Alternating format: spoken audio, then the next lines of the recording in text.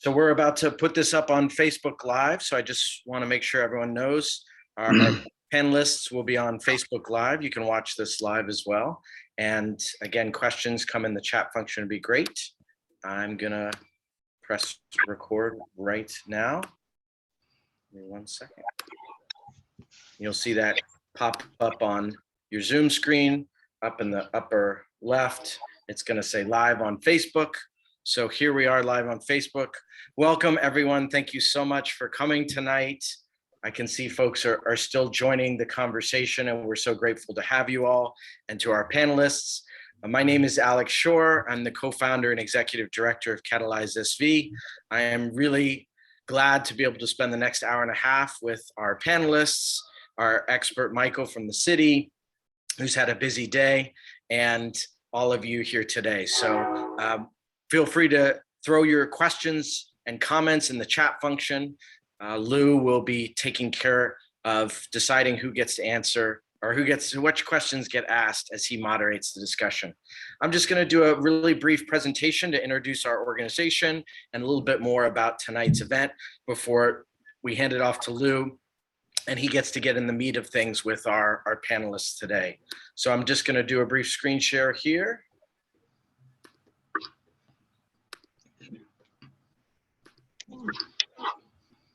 That's us on Facebook, and here's our presentation coming up.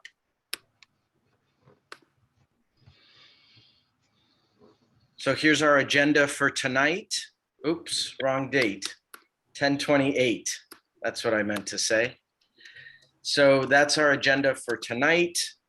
Just to introduce Catalyze SV a little bit more, we're a nonprofit group here in Silicon Valley. You can get a sense of who our funders are, who, if any of you are new to our organization, and we're all about working with the community, developers and city leaders to figure out how can we envision sustainable, equitable, and vibrant places for people in Silicon Valley. So we wanted to have a conversation about this really hot, important topic that is so much in the zeitgeist. Before we get into it further, just a quick little plug. We have just unveiled some apparel. You may see an individual wearing it today, and I invite all of you to check out our apparel.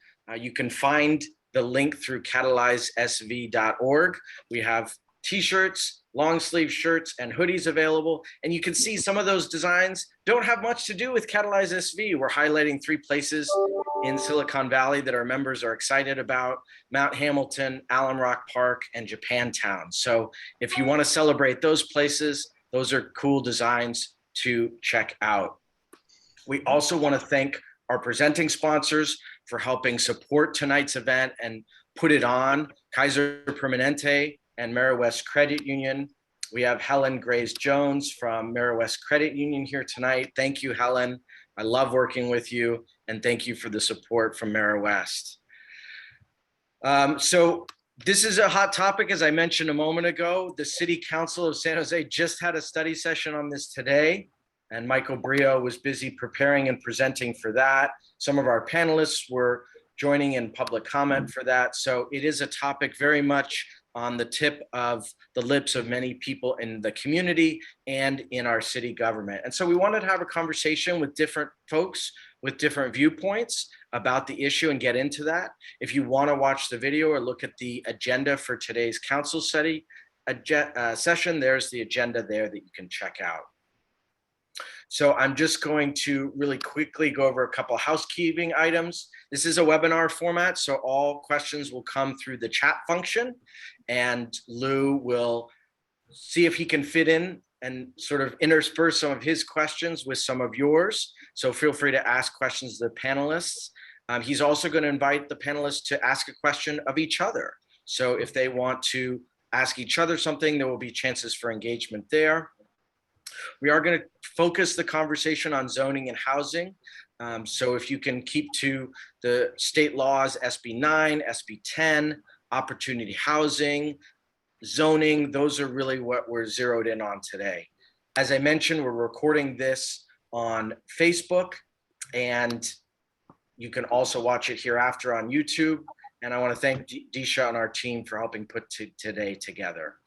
So let me introduce Lou Hansen, or Louis, as you see him in the newspaper. He's going to be moderating today's discussion with these four individuals who we're so grateful to have sharing their different perspective on this issue.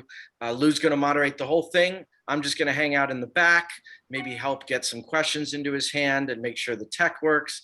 But other than that, the conversation is Lou. So again, I want to thank Kiyomi, John, Ben, and Tim for joining us tonight. I know your time is precious and these topics take up a lot of time. So thank you so much for being here. Louis Hansen, take it away. Thanks. Hi, I'm Lou Hansen. I am a housing reporter at the Mercury News and East Bay Times. And as we all know, that this is a very important topic. Housing is something that seems pretty divisive in the Bay Area, but actually it's not quite so. A recent poll that the joint venture Silicon Valley did with our organization, the newspaper, found that more than 90% of respondents thought we were in a housing crisis. And for the first time in the poll's brief history, more than half of the residents indicated that they expected to leave the Bay Area in the next few years. So the housing crunch is real and people feel it, whether they're renters, owners, newcomers, long-timers. The real challenge and the real hard part is finding out a way to solve it. And I think Michael was going to give a little bit of an overview on the San Jose presentation for opportunity housing. And Michael, if you're ready, I can turn it over to you to kind of give us a baseline of what we're supposed to be, what we should be thinking about and what San Jose is thinking about when it comes to addressing the housing shortfall here. Yeah, sure. Can you hear me all right? Mm-hmm. Yeah, so Yes. so stepping back a little bit. So San Jose post World War II is really built on single family tract houses. And that was for many, many years an affordable housing model that middle class and working class people could afford a home. And in fact, the majority of the land in San Jose is dedicated to residential uses. And of that residential land, 94% of it is dedicated to single family houses, single family zoning. And our approach in the city over many years, but even more so in the last 10 years under the Envision San Jose general plan, has been to grow in our commercial corridors. What we call our urban villages, which are generally on transit, to create these mixed use, more urban, vibrant places where people can meet many of their needs by walking, biking, maybe taking transit, or maybe even driving, but shorter distances. And that's been our approach. And then preserving the single family neighborhoods, don't touching them, preserve them, enhance them, whatever, but they're not part of where we would grow the city. And I think that was that still is what the general plan actually says. But what we've been experiencing is that the housing crisis obviously is really, really bad. Single family homes were a relatively inexpensive and affordable way to build housing. It was sort of like the Model T Ford of housing types. You just pump out, houses like on an assembly line. That was affordable, but we don't have any land for single family homes. And we're focusing on this high density, which is very complicated, very expensive, takes a long time to develop. And it's, there are a lot of sites in the city identified, but to get those sites and start building is very challenging. And so then the other thing that was happening is ADUs, the state loosened the laws, San Jose on its own was loosening laws, and those really took off. Now, they're not going to solve the housing crisis in San Jose or the state, but we went from 19 a year to maybe around 400 a year in about 3 or 4 years. So they really increased quite a bit. And so there was kind of two sort of avenues of things that were happening. On one side, we were thinking, well, gee, we've got this missing middle housing type that we're not building anymore, which is, duplexes and triplexes and fourplexes that a lot of older neighborhoods in America, and including San Jose, have, and they're interspersed within a single family neighborhood. We don't really allow that anymore. We don't build that anymore. And that kind of typology is something that might be more affordable to build. And at least you don't need big Wall Street capital REITs or CalPERS to invest in your project. It would put the hands of development back into small property owners, small developers, make more democratized development. And so it's building off the success of ADUs. And then the other side, there's been a lot of conversation about equity and redlining. And San Jose does have a history of redlining. Now, much of the city was, of course, built after redlining was declared unconstitutional because San Jose is pretty damn new. But we do have single-family zoning, which is another tool that's been used to exclude people. And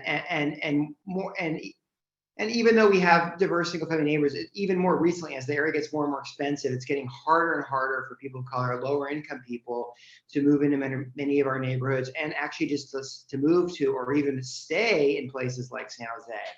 So another approach is how can we, provide more housing opportunity, gives more housing choices, and rectifies the wrongs of the past. And those are the two kind of lines of thought that led us to what we call in San Jose opportunity housing, but which is most commonly called missing middle housing. And so how did this come out? So every 4 years, the city of San Jose does a 4-year review of the general plan to see how we're doing, and do we need to make course corrections or changes to further implement the strategies and goals of the general plan. The council, in their scope of work for a 4-year review process, requested that staff and the 42-member task force, come up with an approach to allow, up to fourplexes, duplexes, triplexes, fourplexes in single-family neighborhoods proximate to our transit urban villages. These are places that we're planning for mixed-use urban growth that are on transit corridors or next to light rail stations or Caltrain or whatnot. So, and that was the direction they gave us. And also look at locations where, single-family areas that are adjacent already to moderate density housing. And that was the approach that they gave us. And we went through that process. The process ended, I think it's a year ago now, I'm forgetting, but it's been a little while. The task force and staff made a recommendation on that. It was a very contentious process, lots of discussion amongst the task force members, many different perspectives. A lot of people from the community on both sides of the issue participated. And where we landed, frankly, was not a full-blown policy proposal because we got feedback we needed to do a lot more community outreach before we develop a proposal, but it's more of a work program of the things that would need to be done, that we recommend should be done if council's going to move forward with this, and locational criteria. So the staff recommendation, and we haven't developed a recommendation for council, will be going in the December 14th of the recommendation, but a recommendation to the task force played within the sandbox that the city council gave us, that scope of work. So our recommendation was that opportunity housing could be located within a half a mile of our transit urban villages, our transit oriented development growth areas, essentially. And of course, on single family properties adjacent to existing parcels that either allow or have moderate density housing. And that was within the scope the council gave us. Now, the task force went a different route, and they recommend to apply it citywide. And that was because, for a lot of reasons, I think they want to provide more housing choices in high resource, higher income neighborhoods. They also didn't want to concentrate it in lower income neighborhoods, and transit villages to some degree would have focused it more in middle and lower income neighborhoods. So that was a different approach. So that's where we are. We're going to council on December 14th with a staff recommendation, and we'll be bringing a task force recommendation.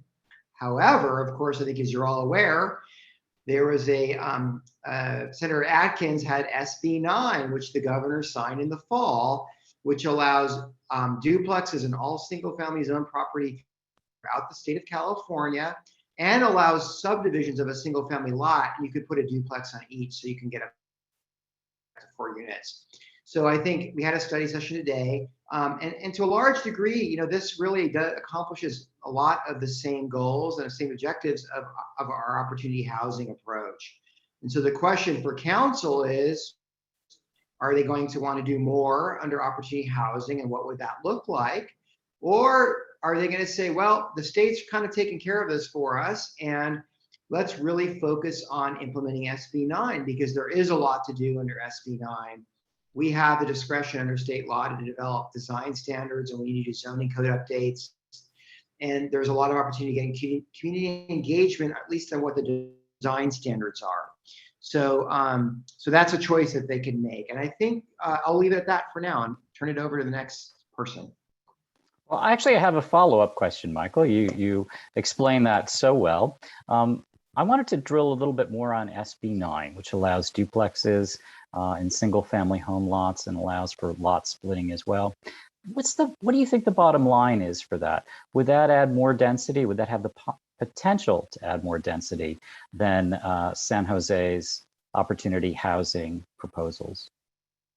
You know, I don't think so. So we haven't released this yet, but we've done some economic analysis, and Turner has done an economic analysis of SB 9 housing statewide.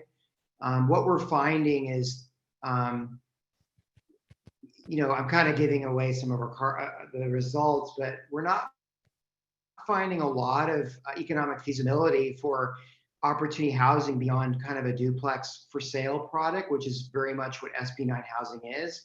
And on top of that, I think SB 9 housing, the Turner study is not showing it's probably going to result in a lot of housing being generated. So I think in the market of San Jose, at least, you know, there are certain higher resources, higher income neighborhoods where what we're starting to see from our analysis is that duplexes that are for sale could be very much be feasible. And it's less feasible in other places in the city. Now, that's not to say it won't happen. It very much could. Someone may have bought a property years ago. They don't have a mortgage and they might develop something, right? But it's not as likely to happen. So we think that the results of both would be pretty comparable, pretty similar.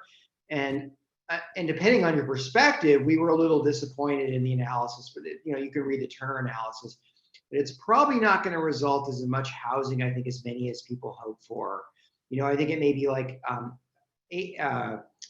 ADUs, which made a huge jump from 19 to 400 units a year, and hopefully we'll get to 500. But in and of itself, of course, that's not going to solve the housing crisis. It's just yet another tool in a bucket of tools that need to expand, frankly, to solve the housing crisis. Sure. Excellent explanation. Again, Michael Brio from the San Jose Planning Department. Always appreciate your expertise. Why don't we go introduce our panelists right now? We're lucky to have 4 members of the community who are passionate about housing and knowledgeable about housing. And I'm just going to start on the upper left. Ben Leach is with us, and Ben is from the Preservation Action Council of San Jose. Tim Bobian is with the Santa Clara County Association of Realtors, and Kiyomi Honda Yamamoto is an attorney, and she is with San Jose Neighborhoods for All. And last but not least, we have John Hessler, who is with Santa Teresa Foothills Neighborhood Association. I think all of our panelists come at this with a little bit different viewpoints, and we really look forward to a good discussion here. Ben, I'm going to start with you, and I'm going to put the same question to all 4, and we'll just take some turns answering questions, and I'll start with a different person each time. And I just wanted to get a basic question out. Does San Jose have a housing crisis, and what should be done? Okay, so that goes to me first? That goes to Ben. Okay. Yeah, of course, San Jose has a housing crisis. So I represent the Preservation Action Council of San Jose. We are a member-based not-for-profit organization that advocates for historic preservation as a tool for creating and maintaining a vibrant, distinctive, equitable city. That we feel that historic resources are an integral component to that, and preserving them for current and future generations is something that we cannot be sustainable, equitable, distinctive if we don't do that. So in terms of how that intersects with the housing crisis, we absolutely concur with the spirit of why I think people are excited about opportunity housing or zoning reform, in as much as I think a lot of advocates will point out. And I do want to say right off the bat, I won't bury the lead. We have not taken a position for or against this. We have, I think, a lot of concerns about how it might be implemented. And so my role here tonight, I think, is to hopefully clarify how this would impact some of the housing stock that we feel is already contributing to what little affordable housing there is usually older homes in older neighborhoods. And so if there is a solution to enhance opportunity, enhance the diversity of housing stock, the attainability of housing stock, we don't want to throw the baby out of the bathwater and think that doing it on top of historic neighborhoods is going to be a net gain. I think we're really concerned about policies that both enhance and also preserve what's already existing. Great. So while we can't say easily that we're yay absolutely for this or are yay absolutely against this, we do see the unintended consequences of not protecting what's already existing as being a real potential pitfall, and counterproductive to the very goals of, I think, what opportunity housing is proposing to do, which is I think, to get back to this model that the single family home isn't the only thing that we should be building, right? And that if there are ways to go back to a model, often people say the 1940s, before the 1940s, duplexes, townhomes, courtyard, bungalows, those were much more common. And those are some of the housing types that we really appreciate and are fighting to preserve in the historic neighborhoods that they're in. So, so I'll leave it at that for now before we get too much into the weeds. But I think that's, in as much as we're a historic preservation organization that recognizes that historic preservation is not an exercise in preventing change. I think that's a fairly common misperception, but we're not talking about freezing these neighborhoods in amber. We're talking about making good decisions about how those neighborhoods will evolve. Great. Thanks, Pat. Tim, I'll go to you next. Is there a housing crisis, and has the Santa Clara County Association of Realtors taken a position on opportunity housing? Yeah, I think we believe there's definitely a housing crisis, not only in San Jose, but our county, our region, and our state as well. We want to see more housing for all income levels built in all sorts of ways across the spectrum, while furthering fair housing, protecting private property rights, and especially we want to see an increase in home ownership. We firmly believe that that's kind of the best way to build up underserved communities, to bridge the wealth gap, and to start to create some generational wealth and equity for some families that have been locked out of ownership in the past. So with that, ourselves and our state association, the California Association of Realtors, we were very supportive of SB 9 and SB 10. We love the owner occupancy requirements and in the lot split, that opportunity to really create ownership opportunities. While in the past you could have built an affordable ADU in your backyard, now you can split that lot and you can build an entry level ownership opportunity for somebody to live in your backyard, to kind of help bridge that generational wealth. We have taken a position on local opportunity housing in conjunction with SB 9 and SB 10. We would like to see, if there is an opportunity housing ordinance down the road in San Jose, to study it within the transit corridors. What was kind of originally proposed by staff, what we've seen is starting to come out as a little bit more feasible within transit corridors, to kind of promote that smart growth approach where we're building good, livable, walkable communities for all income levels, but we are still protecting some of those single family neighborhoods with that upzoning of duplexes in them now. Maybe further down the road when transit is a little bit more comprehensive and smart growth would make more sense to build more fourplexes and higher zoning into the more suburban neighborhoods. That's something we can address at that time. But for now, transit oriented development, opportunity housing, of fourplexes and larger within the transit corridor is kind of what SB 10 is looking at, is where we would like to live for now, in conjunction, with upzoning the duplexes into single family neighborhoods. So we are really kind of looking at that barrier of single family zoning being eliminated. Sure. Thanks, Tim. Kiyomi, let's go to you. Please tell us a little bit about the organization and whether you've taken a position on opportunity housing. Yes. So I am the lead policy attorney with the Law Foundation, and also a member of the San Jose Neighborhoods for All Coalition. And the answer is a definite yes, right? We have a housing crisis. At the Law Foundation, we are, in our housing program, we are dealing with calls all the time, particularly from low-income tenants who have been particularly hit hard during this pandemic. Obviously, we had a housing crisis before, but it's just really exacerbated that. We have an overwhelming number of calls, particularly from certain zip codes in our city, definitely people of color and women. So we do see that disproportionate impact on certain members of our community.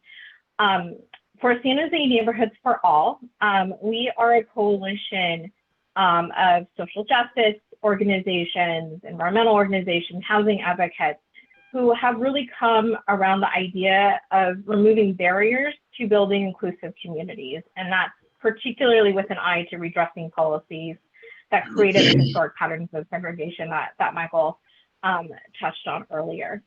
And so we're all really excited. I'm a San Jose resident. I was also really excited that we're going to ring in the new year by welcoming SB 9 as state law. That passage was a real moment, I think, of California pride, where we took action. And really proud that our Santa Clara County Assembly delegation supported this effort. So we think that this state action has been a major step forward towards enhancing our neighborhoods. But there's still really important work to be done to ensure that SB 9 works for all of us. So while it does address some key components of citywide opportunity housing, we are asking the council to support a separate study of measures that expand affordability, particularly both for affordable home ownership and rent. And so that's really where our coalition is. We did have a couple of slides. I can just run through them very quickly. I think Alex was gonna help with that, but just to give an illustration. Oh, great. Okay, so that's our that's our coalition for San Jose Neighborhoods for All. So you can kind of take a look and see the different organizations that are supporting us: housing advocates, social justice groups, environmental groups. We're very excited to have those groups with us. The next slide is really, thanks, Alex, just shows the vote. So it was a huge vote in the assembly, and we're very proud of our Santa Clara County contingent. And then the last slide there, and I'm sure Tim has probably better data than we do, but we are really pushing for there to be a study on how to make SB 9 work for all income levels, particularly our lower income residents. As you can see, the income that you would need to just rent versus purchase is actually quite high. And so we are hoping SB 9 paired with affordability program will help out our city. Yeah, anytime I see real estate graphs in the Bay Area, they're always going up and to the right. So thank you for sharing that, Kiyomi. John, thank you for your patience. I really appreciate it. I'd like to get your input and tell me a little bit about your organization. Sure. And can I share my screen? Absolutely. Okay, let's see if it'll work here. It's going very slow. While it's loading, well, good evening, fellow panelists. It's an honor to be here with all of you because this is such an incredibly important issue. So my hat's off to all of you, and I'm looking forward to the debate. I'm the vice president and one of the founders of the Santa Teresa Foothills Neighborhood Association. We have about 4,600 homes in South San Jose. We're kind of half in District 2 and half in District 10. And John, we're seeing your screen showing us. So we're seeing you twice right now, I think. I don't know what is going on. Okay. Unless someone else is seeing something different. Can you summarize what you wanted to share? Yeah, sure. Let me just, so first of all, very important, our neighborhood association is 100% behind a lot of the objectives that I've heard my fellow panelists talk about. We definitely agree there is a housing crisis. No doubt about that. Where we differ, though, is how it should be implemented. Our position is we support the planning department staff recommendation for opportunity housing near transit centers, but we oppose a one-size-fits-all opportunity housing on a citywide basis with no different criteria depending on what the location is. And we've got four main things that are driving our concern. Mm-hmm. First of all, allowing all this additional density in the outlying areas of the city, all around the edges. If you kind of go down the east side, the south side, and the west side, those are all areas where our own city's climate change goals and greenhouse gas reduction strategies are discouraging additional development. And that's because, and this is no surprise, in all of those areas, there is no viable option to driving. Yes, we have light rail, but the reality is, for those of us in these areas, it's not viable. And all you have to do is, in our opinion, you just drive by all the empty light rail parking lots, except when they're used for pumpkin patches and Christmas trees, right? So for us, it's just not, there isn't a good option. Number two, all of the infrastructure and community services that have been put in place by the city in all of our neighborhoods, they're not designed to accommodate substantial increases in density. So whether it's parks, libraries, water, sewer, police, fire, community centers, the city has what is called levels of service goals for every one of those services. They're designed to provide adequate services to each neighborhood. So those are all put in place based on the existing neighborhoods. So if this were to occur, all that would be out the window because now we have far more demand than any of these infrastructure facilities were designed to accommodate. Number three, the general plan for San Jose has numerous policies about preservation of existing neighborhoods. I have personally worked on the general plan, the last 3 general plans for several decades, and a real core foundation of San Jose has been the protection of existing neighborhoods. So our concern is that allowing fourplexes and more, depending on the configuration, is really going to have an irreversible change on neighborhoods. And then finally, our concern is that just kind of by fiat changing all these neighborhoods from single family to fourplex and getting rid of single family zoning, it really negates the choices made by thousands of residents. And we kind of feel like it's a new form of discrimination. It's not the answer to past discrimination. It's government coming in and saying, we know better. You chose this neighborhood, but sorry, we have a better solution for you. And oh, by the way, under this proposal, it would be by right, meaning all the usual public hearings conditional use permits and everything else that goes with current proposals, that would be gone. There would be no thumbs up or thumbs down by the planning commission or city council. Mhm. You could wake up and your neighbor would have the right to tear down his house and put up a fourplex. You would have absolutely no say. So again, those are some of our concerns, and thank you for allowing me to share those. Sure, absolutely, John. And thanks for sharing that. I'm just going to stick with you, John, and just reverse the direction of questions. I know you have a background in environmental studies.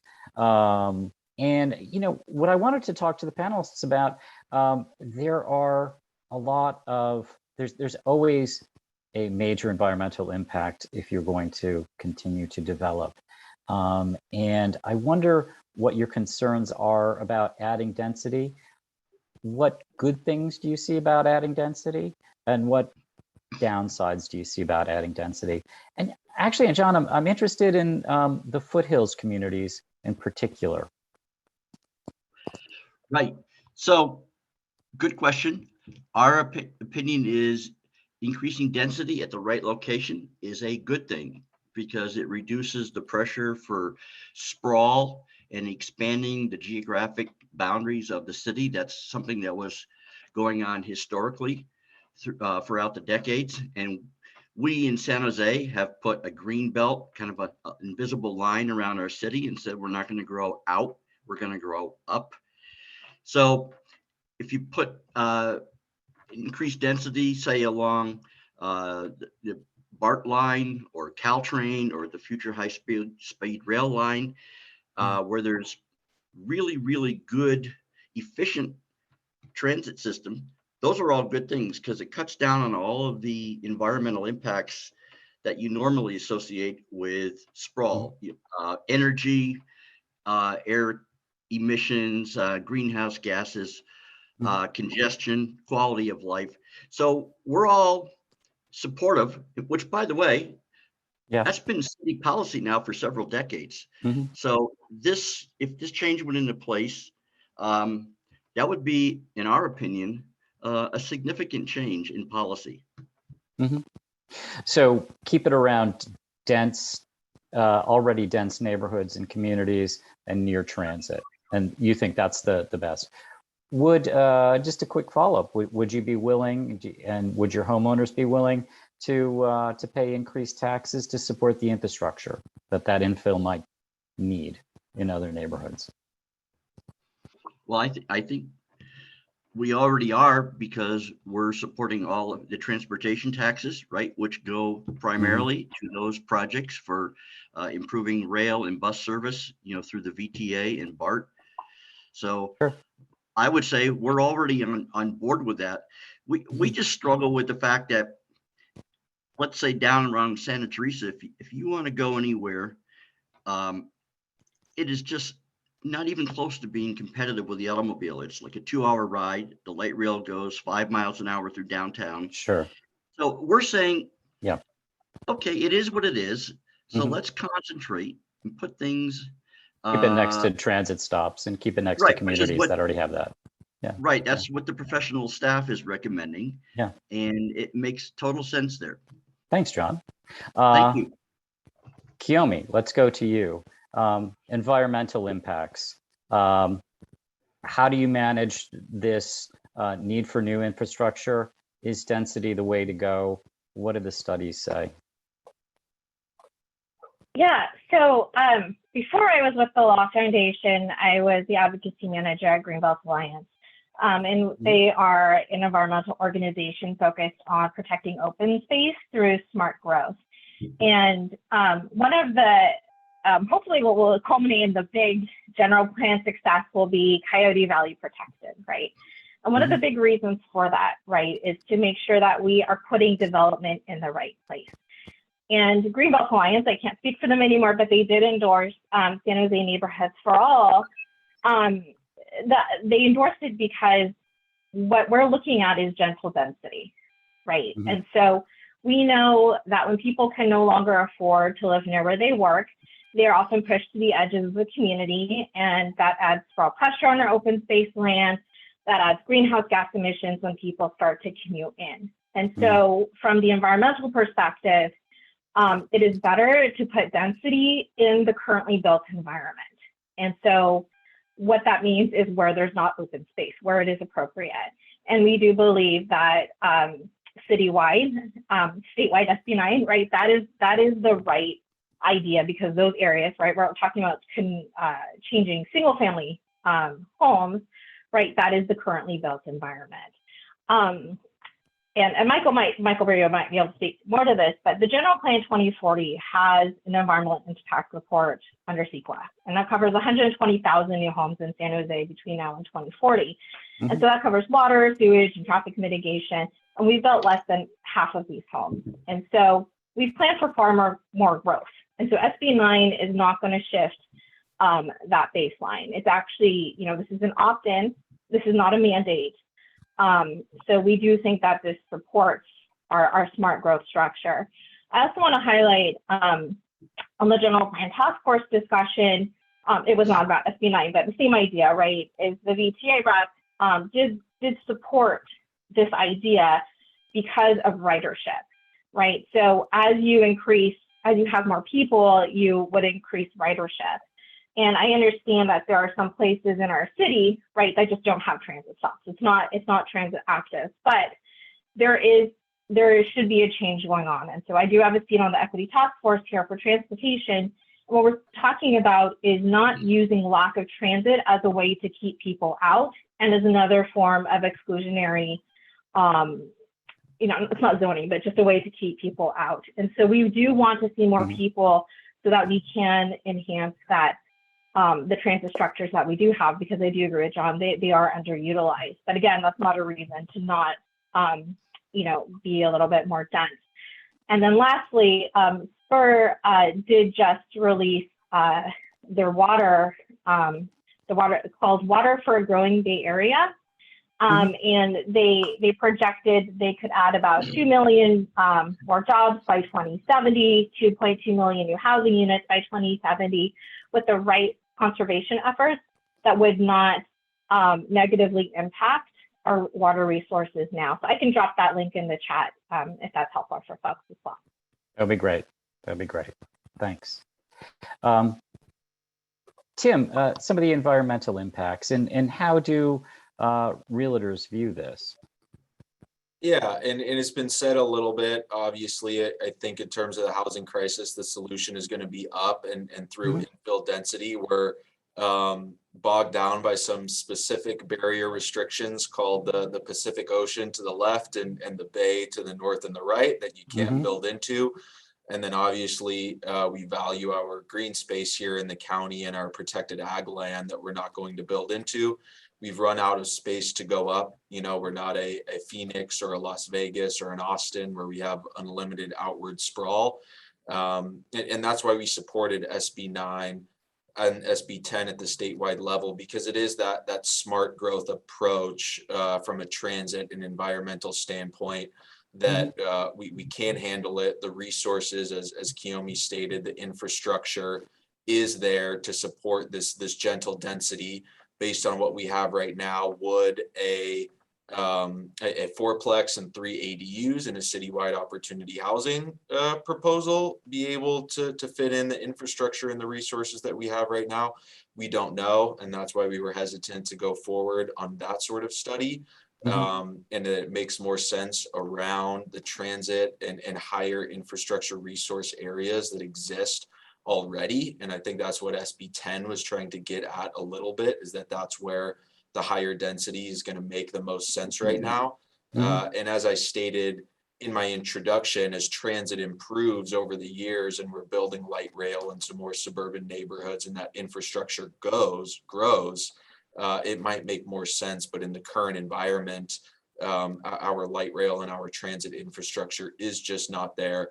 There is a large reliance on parking and automobile transit at this time.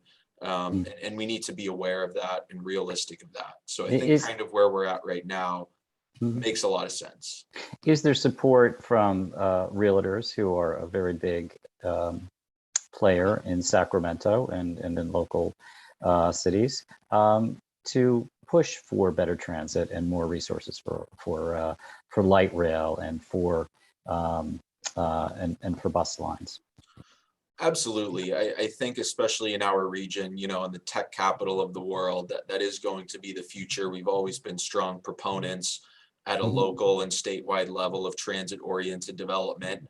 Let's build some smart growth. I mean, we are firm believers in the urban village plan that is creating, you know, these mini downtowns, these mini livable, walkable communities that are so great. And we love the work that the city has been doing on urban villages. I think that's going to become, you know, a nationwide model at some point. So absolutely, you know, we love seeing the transit-oriented development, and we know that transit comes with transit-oriented development, you know, and we're supportive of seeing that grow. Great, thanks, Tim. And Ben, there's a concern that when you do infill housing, you could be disrupting or displacing people in older neighborhoods, and that presents its own environmental challenges. What are the pros and cons here for you, infill versus sprawl? Right. So, you know, obviously, increased density is a necessity, whether you like that word or don't like that word, you know, whether you wish it were, you know, not so, it's going to happen. I mean, the phrase that comes to mind, we don't believe in manifest destiny anymore for really good reasons, but we're stuck with manifest density because, you know, short of, you know, catastrophic change in you know, how we choose to live and where we choose to live, we're going to have to accommodate more people. And so then the question is, where are we doing that successfully? How can we learn from how we've done that in the past? And can we adapt our future growth to be, to do the good things that we have already figured out to do and solve the problems that we haven't yet figured out to do. So it's in that context that we look at older and historic neighborhoods. I think that some people have an intuitive understanding of this. Maybe some people don't. So I'm gonna just lay it out. Older and historic neighborhoods are generally more diverse, more dense, and more affordable than the city at large. We don't have studies in San Jose that prove that. We're working on that, but there have been equivalent studies in Los Angeles that looked at who lives in, and how you define historic is something I hope we talk about later tonight because it's a big question. But generally speaking, older and historic neighborhoods are denser, they are more affordable, and they are more diverse.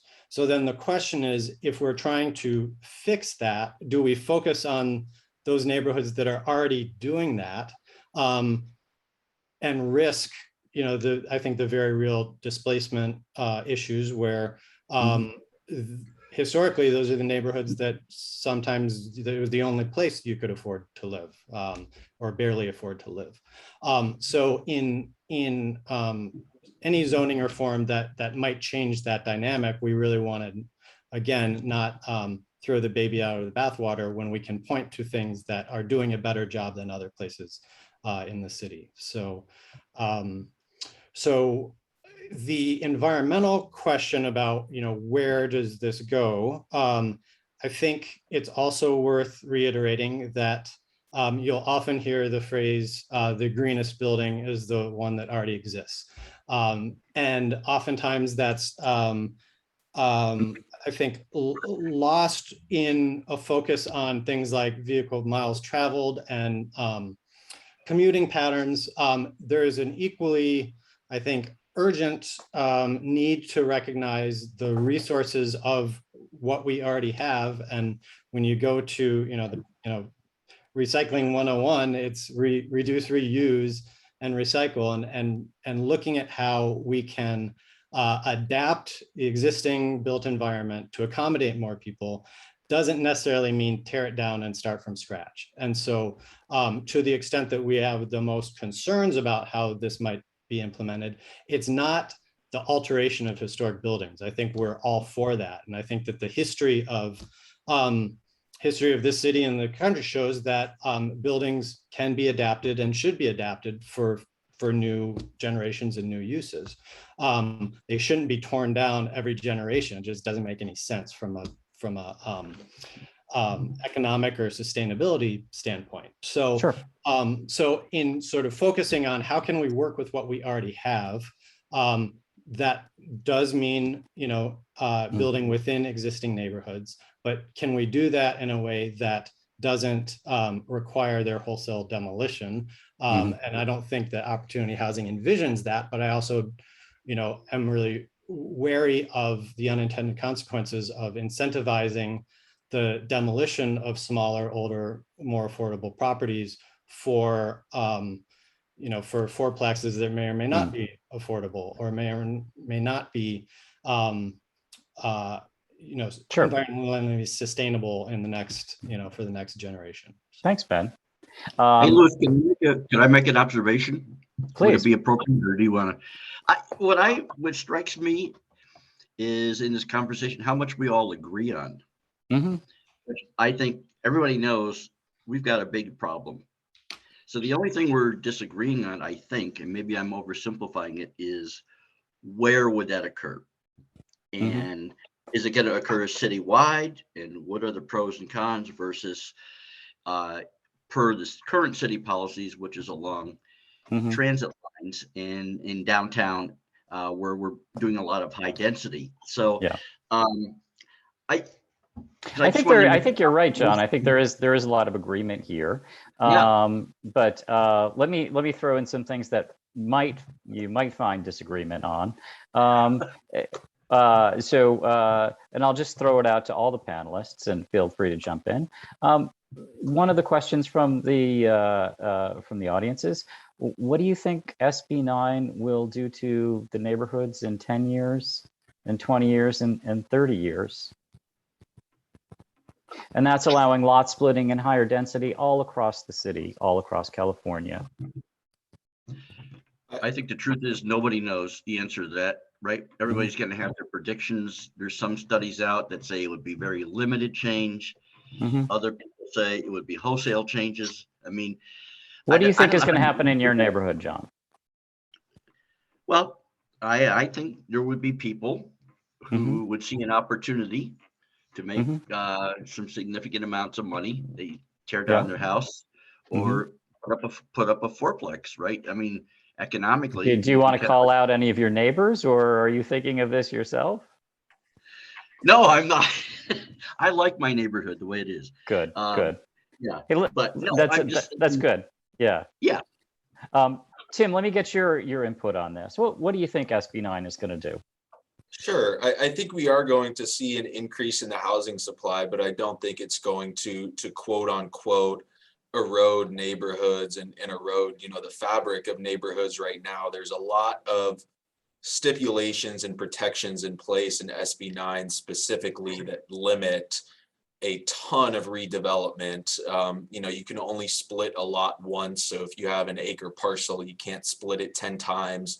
You can't split a lot next to a lot that has already been split. There's the owner occupancy requirements. It's very difficult to demolish the unit. If you want to build a duplex, you mainly need to reconvert and rehab the existing single family home into a duplex, in an effort to really make sure that you're making an investment in the neighborhood.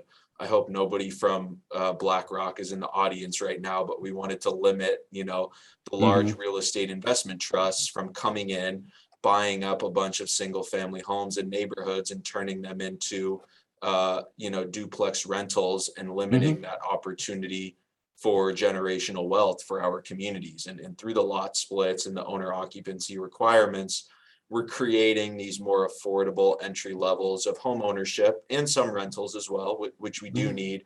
But I think we're going to be building in a smart growth way that's going to maintain the neighborhood look and feel through the local design guidelines, while gently increasing housing stock. Do you think that this SB 9 can increase low-income housing, people for the workers of Silicon Valley? Kiyomi? So I think SB9 paired with complementary policies has the potential to do that. SB9 standing alone, I think that's going to be a challenge, which is why San Jose Neighborhoods for All is really pushing the city to separately study, how we can make these potential units more affordable, whether that's through incentives. And there's also, I know we're not here to talk about today, but there's the COPA-TOPA process, the Community Opportunity to Purchase Act, the Tenant Opportunity to Purchase Act policies that are under discussion right now. And those kinds of policies paired with SB9 does have the potential to not just open up the rental market for folks with lower incomes, but also for homeownership, right? This is what is the difference between ADUs, right? Where ADUs are not for sale, but these duplexes and other kinds of multiplex units are for sale. And then to answer your question earlier as well about what do we think this is going to do for neighborhoods, I think, again, that's largely what other things are we going to be doing in our city, right? The housing crisis is not getting better right now. And I don't see anyone with the silver bullet on how to address that. I do think this could actually bring more benefits than people think it might, especially if we do not turn our housing crisis around. I think those most standing to benefit from this are what we call the missing middle, right? Those who don't qualify for the low income program, those who can't quite afford to purchase their rent at a comfortable level. And those tend to be young professionals, right? To kind of keep our young folks here at home. And those also tend to be those who want to age in place, and are just growing older in our city.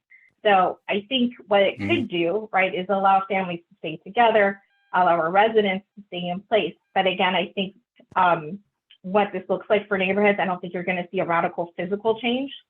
But again, this largely, I think, depends on how are we going to support our residents in staying in San Jose. And that's really where SB9 comes into play, is bringing that benefit, bringing that tool so that we can continue to live comfortably here. Interesting. Ben, there's a question for you in the chat. Would you support extending current standards in the historic districts to allow 2 to 4 units through a sort of adaptive reuse, sort of a conversion of some historic properties? Sure. So I think it's important to recognize, first of all, when we're talking about historic districts, I think a lot of us might jump to this idea that our historic districts are protecting sort of more exclusive single-family neighborhoods. That's actually not true at all. There are very few historic districts, if any, in the city that are predominantly single-family zoned. And that's mostly because they're around downtown and they have either downtown or multi-residential zoning. So the historic districts are already full of duplexes and higher density building types. The question, I think, with SB9, which is very interesting, it excludes historic districts from qualifying for these lot splits or conversions. On one hand, I think that gives preservationists sort of a level of comfort. On the other hand, it's a little counterintuitive that a development pattern that has worked for the city in terms of larger Victorian houses eventually getting converted into multi-unit apartments is being taken off the table by this SB9 clause that I think deserves to be revisited if it is actually accomplishing what it is intending to accomplish. Because to answer the question, I think that it would be absolutely acceptable and advantageous for historic buildings that would otherwise be obsolete to be converted for new uses. And if one of those new uses is multi-residential, that is a net win. Sure.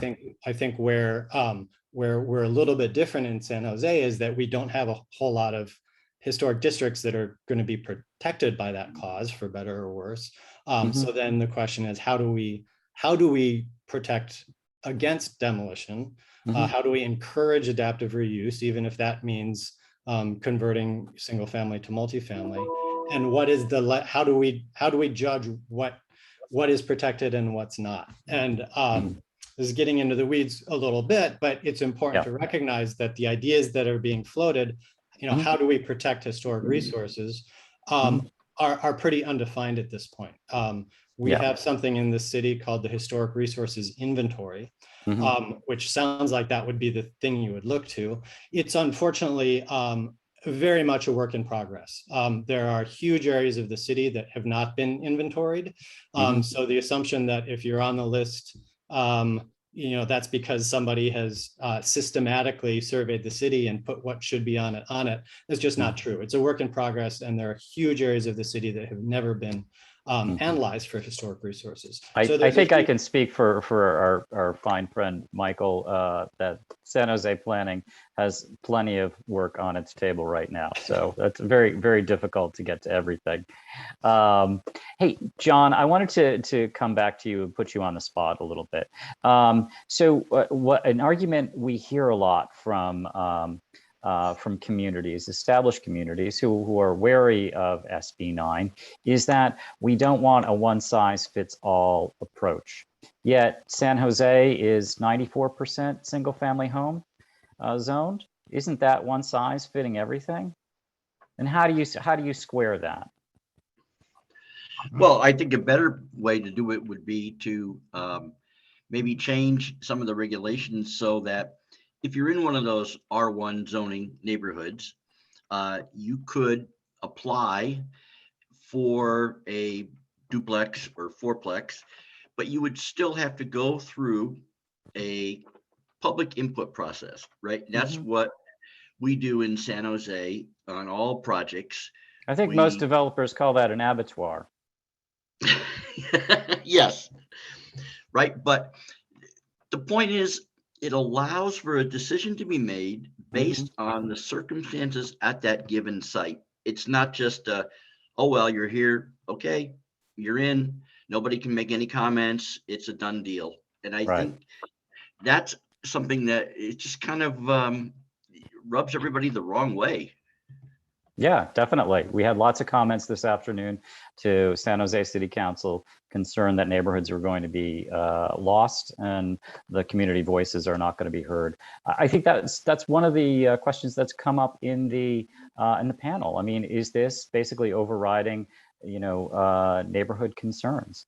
And Tim, why don't you jump in and talk a little bit about that? Regarding is this has the state taken too much local control away with SB 9 and with opportunity housing? Sure, and I think that goes back to our very first question: are we in a housing crisis? And if we are, sometimes we need to take steps a little bit more aggressive than you normally would if we're in an area that isn't facing a housing crisis.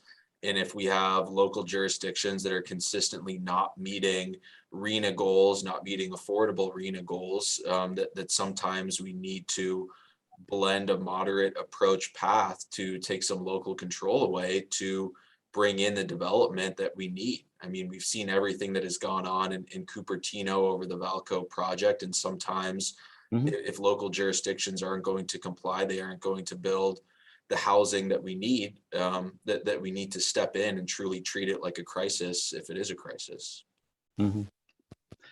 Yeah, and could I add to that, Louis? Sure. Yeah, what was just said was very important. Kind of the elephant in the living room is San Jose has been providing housing for Santa Clara County and areas beyond that for years. I mean, we have gone way out of our way to provide housing. Other cities, our neighbors, have done just the opposite.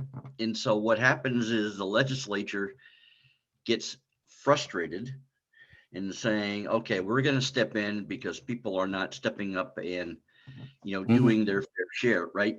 And so they pass this, which is fine, but San Jose kind of gets caught in that net. So just for historical context, I want to point out that we in San Jose have always been housing rich, jobs poor, which is another reason we've had historic budget deficits. So that needs to be factored into the conversation. Sure. I want to address this. And Kiyomi brought this up, the missing middle housing. when you look at the distribution of what's been built and what goals that cities have met in their development process over the last 8 years, you see very high concentrations on high-end housing, luxury housing, above market rate. You see some in the low-end housing, affordable housing, extremely low income, very low income, but in that middle 50%, not much is being built. You know, Tim, maybe this is something for you, and thoughts about anyone else who understands development a little bit. How can opportunity housing make more homes for teachers, for nurses, for anyone who's outside the tech industry? And I think, you know, talking with realtors, they struggle even finding homes for doctors in the Bay Area, much less everyone else who does hard work outside of the tech industry. So how do we get to that missing middle? How does opportunity address that? Yeah, and I think missing middle is the perfect terminology, because we are always looking at market rate housing, and then when we are looking at, you know, what is more traditionally your deed restricted affordable housing, it's your lower AMI, it's your 30 to 80 AMI, and that 60 to 120%, which is a majority of our workforce, that is our public safety, our teachers, our nurses, and everybody in our city wants great public services. And if we can't find a place for them to live without a 2-hour commute, those services are going to suffer. And I think SB 9, SB 10 opportunity housing, it addresses that. It's creating that moderate income affordability that we've been missing, specifically that entry level ownership that we want to see. You know, we want to see that entry level affordable ownership built, not another $2 million single family home, which granted we do need, that Right. is a valuable resource in our city. Yeah. But we need to get these people up the housing rung and moving them from, you know, missing middle rental or market rate rental and into a home that they can start to build a family and call San Jose home for life. And I think we're really doing that through SB 9 with the lot split. You know, I've said you can build it for your family. You know, if you're an aging couple, you have some children who are nurses, firefighters, you can now give them their own single family home in what was previously your Let's bring our expert in. Michael, you had something to add to this as well. Yeah, I did. So, you know, this housing is typically called missing middle, which is kind of a missing density typology that's between the higher densities and the single family. And also missing middle, of course, it's, the idea is it provides housing for middle income people. And I'm kind of sharing some of the results of our analysis, but it was kind of disappointing. This is not missing middle housing, I think, from an affordability. So the sale prices are going to be in the $1.1 to $1.6 million range for a duplex unit, not the duplex, just a unit. Half of it. Yeah, so it's not affordable to people in my office, teachers and whatnot either. So I think we just have to be cognizant of that, and that's why I think you know, obviously we need to think about how can we make it more affordable. I don't have answers to that. We have to put our heads together. We need more housing of all types. It's just, this isn't really going to hit the middle, the moderate, or the lower income, as I think we were, definitely not the lower, but the moderate as much as we had hoped. I think there are other housing types. If you get into sort of middle density, like 6-plexes and, you know, definitely 8-plexes, and you get a little more dense and the units maybe get a little smaller, that starts to get into a more moderate affordability level. So that's something we're going to need to think about, because that's not a housing type that we don't have much for in this city. Yeah.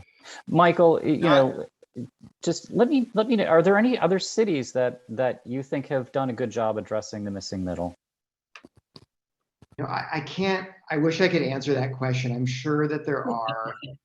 But I can't, I don't know. I don't have an answer to that. Yeah. I mean, in modern times, I'm not sure that I can think of an answer to that. I'm so San Jose focused. I'm sorry. That's okay. That's okay. I understand that this market has been crazy hot since 2012 in recovery. I mean, I will say that, you know, we did build single family in the form of a condo that was affordable in San Jose. Not many of them, but we did about 10, 15 years ago. And we're not building them anymore. And that's unfortunate. I mean, you could buy a 1-bedroom condo for $150,000 in 2007 or 8, right? So, and you could buy a 2-bedroom, really nice condo at the plant next to Diridon Station and Whole Foods, which wasn't there yet, for like $375. That's 12 years ago. So that's to me, we're not building at those densities anymore. When we're building at those densities, it's all rental. I don't have a 100% answer as to why. I've been told many different reasons, but I think that's unfortunate. Can I just That's make great. one, Thank you, one Michael. quick point on that, Lou? While Michael is absolutely right, 1.1 million by itself is not affordable. I think it can be if you couple it with first-time homebuyer programs like Housing Trust, Empower Homebuyer program that will come in with the majority of the down payment. When we're looking at these families, the barrier to entry is not the monthly mortgage cost, but it's the down payment cost. And so if they can find a way to get some assistance on the down payment, that can get them into these entry level. It sounds crazy to say 1.1 is entry level affordable, but in our region, unfortunately, it is, until we start to build some of those 10-plex 2-bedroom condos that could be made available in the city. And let me know when they are, Michael, so that I can swoop one up and buy one myself. That's great. Thanks, Tim. Hey, we do have a little bit of time left, and I wanted to open it up a conversation and have the panelists ask questions and throw questions out to their fellow panelists. So, does anyone have one ready? Anyone have a question that they wanted to put to the panel? I was going to ask Michael. I don't know if he knows this answer, but in this whole debate, there's a whole group that are saying, wait a minute, we already have urban villages. And we've had it in our general plan for, I don't know, whatever it's been, the last decade. And yet we don't seem to have been made much progress on that. Can you give me a reality check? Is that a true statement? Do you have any answers as to why? Because to me, if that's working, well, we should continue that. On the other hand, if it's not, well, then it's a different story. Yeah, no, we're not seeing the success we were hoping for. I think there's a lot of reasons for that. One is for a developer to acquire an infill urban property, often to need to aggregate properties together to build, get big capital to invest in. It's a multi-year, very challenging entitlement process. That's one. Secondly, the cost of construction is just, I think, Mercury News report, I think we have the highest cost of construction, either the highest or one of the highest in the world. Second highest. Yeah. Jose is just as bad as you guys, gal. So, I mean, it's more expensive in LA, where our affordable housing is losing out and we're not getting financing because they look at the cost of building affordable housing in San Jose. I'm not even talking about like Los Altos or Atherton or someplace like that, right? And they say, sorry, it's cheaper to build it in LA. So, we're going to pick the project in LA. Now, market rate housing is having the same problem. The rents, as high as they are, they're not high enough to cover the incredible cost of construction that we have in the Bay Area. California for sure, but definitely in the Bay Area, which is even higher. And that's one of the challenges that we're having. So, what we've really bet on high density, and we should continue to do that, but I think where we got to opportunity housing is that's not moving that quickly, and we need to find other approaches and other avenues to sort of build housing. And I think, what we're finding is the middle density can be more feasible. What we're even finding even more of, it's not necessarily just the duplexes, it's things maybe even the 8-plex range. So we need to think about, well, how can we provide those somewhere, somehow? Because those are looking like they make some financial sense in some parts of San Jose. You have to be in a higher rent part of San Jose to make them work financially. But yeah. Yeah, housing costs, construction costs here are, as Michael said, among the highest in the world. I believe I wrote that story. I think maybe Tokyo is a little bit higher, but in previous years, the Bay Area was #1. A very expensive land, very expensive labor. It's a difficult place to go and build something out of the ground. You know, we've had a lot of great discussion, a lot of great thoughts here. Anyone sort of wanna have take a minute to do a closing statement for each? Ben, why don't you start us off? And what's your hope on opportunity housing going forward? I think it's to do no harm. You know, I think that there are enough questions about implementation of SB 9 that are going to you know, teach us a lot about what might work and what might not work if that program were to grow into something that looks more like opportunity housing. And I would caution that there is so much work to do and there are so many unknowns that you know, I think our position is let's really learn from this first round, that we don't have any choice. It's the law of the land, and there's going to be plenty of things that we need to adjust to. And you know, I have a long list of fears. Maybe none of them will come to pass, and it will work exactly like it was meant to. On the other hand, if it doesn't, what's the process for fixing unintended consequences? And again, you know, I would raise we don't want to incentivize tear downs of you know, moderate, historic and older buildings that are never going to be built again. You know, that is a limited resource, and we need to do everything we can to preserve what we have there, because it's a bedrock to a lot of communities for a lot of people in the city. So, Thanks, Ben. We can't just build our way out of it. We have to build and preserve. Excellent. Thanks, Ben. Tim, opportunity housing, what's the future look like? What's the future that you hope for? Yeah, the Realtor Association, we view SB 9 that this year is a win that's going to gently increase some density, increase some home ownership opportunities. We're excited to see what the applicability of it is moving forward. Good luck to the planning department figuring out all of the nuances to it. And that we need to remember that we are in a housing crisis, and that the upzoning of residential designations is just one tool in the tool chest. We need to do a lot more to solve the crisis. This alone isn't going to do it. We need to continue to focus on other innovative ideas, our urban villages or transit-oriented development, and continue to take a multi-pronged approach to creating, you know, an affordable Bay Area for everybody. Great. Kiyomi, opportunity housing, and what does it bring to the future? Yeah, so, you know, we're talking about opportunity housing and we're talking about SB 9, which are two different things, right? But with SB 9, now state law, I think the question that we're asking ourselves and we're asking of others is really, how do we, you know, cooperatively move this forward and implement it in a way that is tailored for the city so that, you know, everyone benefits? And that's why we're pushing, again, for the council to study how we can make this implementation affordable, make it work. But we are very excited that SB 9 has passed. We think it is a major step towards breaking down these barriers and breaking that segregative pattern. But really, how do we move ahead, you know, with our collective interest in really, you know, moving forward and ensuring that we're not just operating in silos. You brought up a lot of other topics, right, in the environment, right, our resources, because it's not housing by itself, it's really how we're making strong communities, and we're very excited to take this step with you.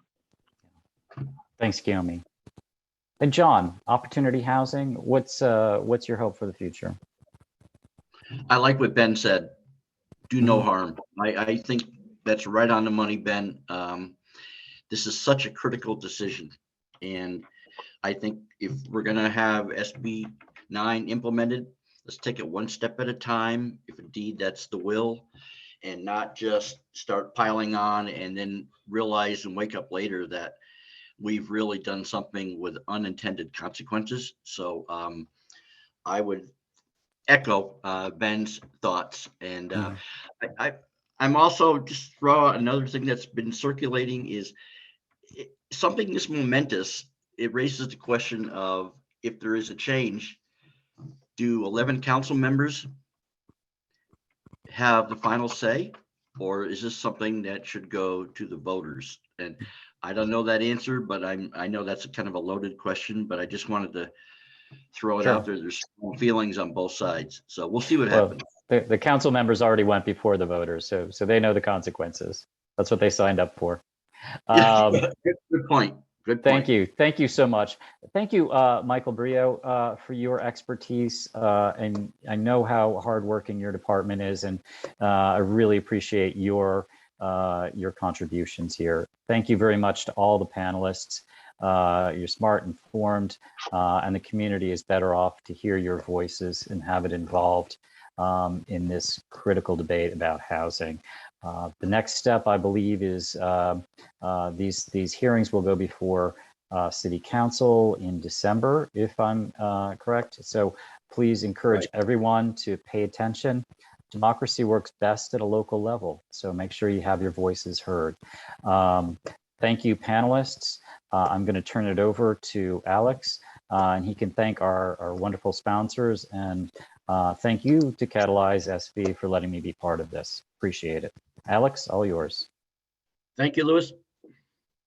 Thank you, Louis. You are so welcome, and appreciate everything you did today to moderate us. I'm sorry we couldn't get through all the questions. Everything goes faster than we always expect. So we're happy to continue the conversation.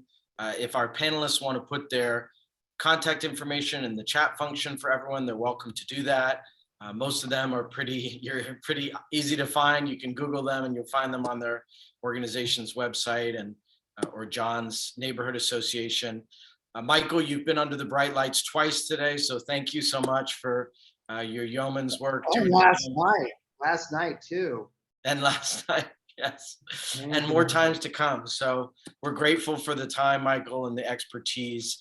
I'm just going to share a couple quick slides to close us out, just to figure out ways that, we want to continue to have conversations about development issues. That's a huge part of our mission and what we're all about. So there's some fun ways to engage with us. We have 2 committees of our volunteers. Our Community Engagement Committee meets the 3rd Thursday of every month, and we plan educational events like this. We talk about community engagement policy and how to strengthen it, and we would love for you to be involved. We also have a project advocacy committee that meets once a month and evaluates specific development projects, and our members then score those projects. And you are welcome to become part of that committee as well. If you're just learning about Catalyze SV, you can check out our newsletter. You can see it there. We'd love to have you stay in the loop on what we're up to. And you can also track us through any of the social media accounts that we have. Feel free to boost anything we're talking about if it's something that interests you. And then finally, I can't end tonight without putting in another plug for our apparel. Catalyze SV's work and all the time that goes into planning an event like this is staff time, and that takes money and resources.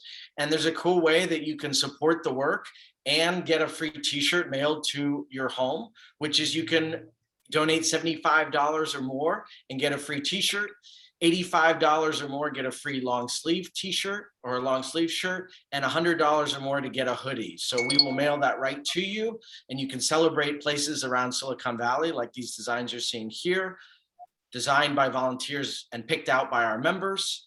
And you can also get apparel that showcases Catalyze SV. So we thank you everyone for being here tonight, for being part of this conversation. It's been really, really great. And thank you again for our panelists, Michael and Louis, for helping bring so much wisdom and perspective to the conversation. So everyone, I hope you can stay engaged. Catalyze SV welcomes hearing from you on this topic. Thank you all. Have a great night. We are out. Bye-bye. Thank you, Alex. Thank you, everybody. Thank you all.